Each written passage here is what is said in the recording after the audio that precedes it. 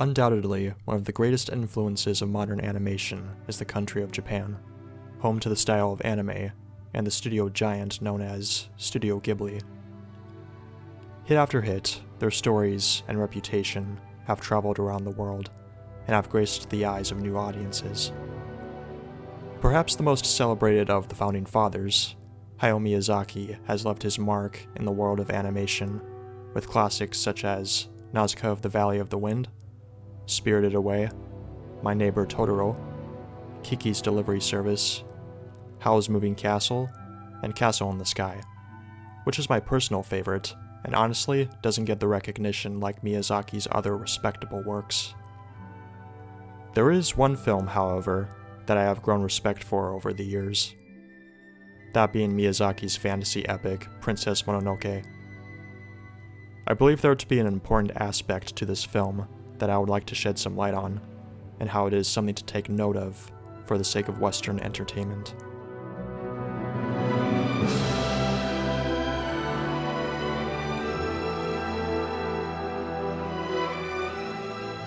In the east lies a village, home to Ashitaka, who spots a mysterious creature making its way towards his home. It is a demon filled with rage. Ashitaka goes to confront and plead with it to turn back. To no avail, Ashitaka must kill it, and in doing so, gets afflicted with the curse. The identity of the demon is revealed, that of a giant boar who goes by the name Naga and used to be a god of nature. Knowing the severity of his disease, Ashitaka leaves his home and makes his way west to track down the story behind Naga. His road eventually leads him to the human refuge called Iron Town, where he quickly becomes involved in a war between the humans and the gods of nature. Amongst those gods is a human girl, who the locals call Princess Mononoke. Before heading into the film's important aspect I mentioned earlier, I want to break down the factions at play in the story, and their motivations. You have the residents of Iron Town, led by Lady Eboshi, who are not only entangled with gods of nature, but with an imposing kingdom led by a Lord Asano, whose samurai have been scouring the land and raping and pillaging villages, as we saw during Ashitaka's travels. With the position that Iron Town is in, they desire further extraction of the resources around them, which, as you'd expect, leads them into conflict with the gods that inhabit the forest. Another important plot point to mention is Lady Eboshi's mission to find the forest spirit. During Ashitaka's travels, he hears a story from a man named Jigo that their emperor seeks the head of a forest spirit with immense power and whose blood is rumored to have great healing capabilities.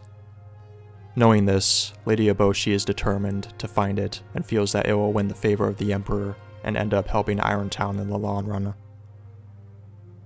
Princess Mononoke, or San, and the gods of nature inhabit the forest and constantly combat Iron Town's efforts of taking resources to protect their home.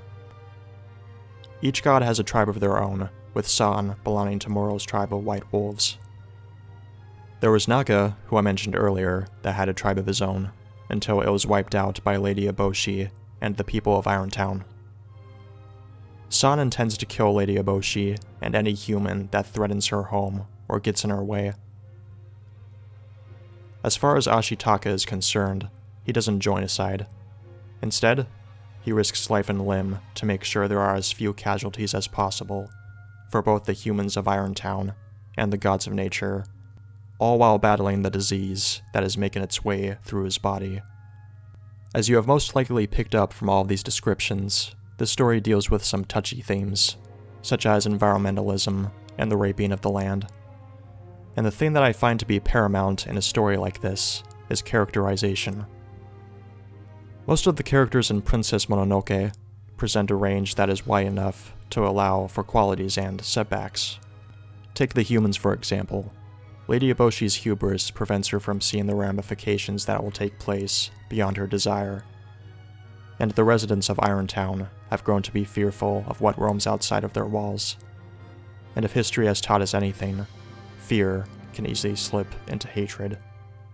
When you look on the other side of things, the gods of nature aren't exactly the most unified force.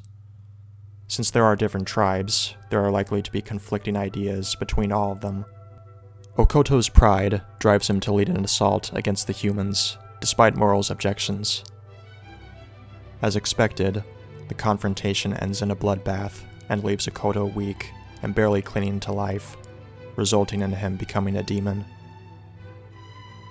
Much like the wilderness in which she was raised, San is hardly a forgiving person, and was even prepared to kill Ashitaka after he prevented her from killing Lady Eboshi, until he calls her beautiful, which in turn causes her to express a very human reaction. Her hate for humans also prevents her from accepting her true identity, therefore keeping her from growing as a person. Despite the flaws that both of these sides possess, there are honorable qualities to be found in each of them. When Ashitaka confronts Lady Eboshi about Naga, she takes him to a place that houses people dealing with leprosy. Not only does she take in the sick and weak, she also gives them purpose by finding ways in which they can contribute to their town. Moro explains to Ashitaka how she found San in the first place. As an infant, San was abandoned and left to the wolves by her human parents, who were in the middle of tearing down Moro's home. Instead of killing the child, Moro took her under her wing and accepted her as a daughter despite her human heritage. If you're going to tell a story with themes as serious as the ones in Princess Mononoke, I would expect you to approach your characters the same way, which is exactly what Hayao Miyazaki accomplished with this great film. What I would like to get into next is how the story resolves. By the end of the film, neither party ends up coming into full agreement, and while that may leave some people on whole, to me, it perfectly makes sense. The themes that are prevalent in this film are complex, and Miyazaki approached them accordingly. I imagine that these themes are near and dear to the director, but even he has the humility to not cross the line when it comes to these things. He is not out to give answers to these very real topics. He is a storyteller, first and foremost. This is a quality that is sorely lacking in Western entertainment today, and that is humility. As someone who loves the art of visual storytelling, it hurts to say that Hollywood hasn't exactly been popular for the last couple of years, as the modern political climate has unorganically made its way into Western entertainment, and has given fuel to the infighting. One only has to see the ratings for award shows such as the Academy Awards or the Emmys to notice the decline. We have come to a point where fulfilling agendas has reached a higher level of importance than that of a good story, which can bring people from all walks of life together. Now, I can't finish this video without bringing up another crucial part of Princess Mononoke's story, and that is the character of Ashitaka. I find myself identifying with him because I've always seen myself as the middleman when it comes to most touchy subjects. In this young man's humble opinion, I believe it is important to have more people in the world, like Ashitaka, who can listen and understand where different people come from, without reserved agendas or hatred. I mean, isn't that what we all want? Also, the bond that he and San have at the end of the film is truly something special, not only because of what they have gone through together, but also because neither of them are forced to compromise who they are, and yet, they still remain good friends. Ashitaka wants to help rebuild Irontown, and does well to tell San that he would like to visit her again someday. Perhaps more friendships like this can exist in our world, and maybe, just maybe, we can manage to move forward together. My name is Spencer Stabio. Thank you for listening, and have a good day.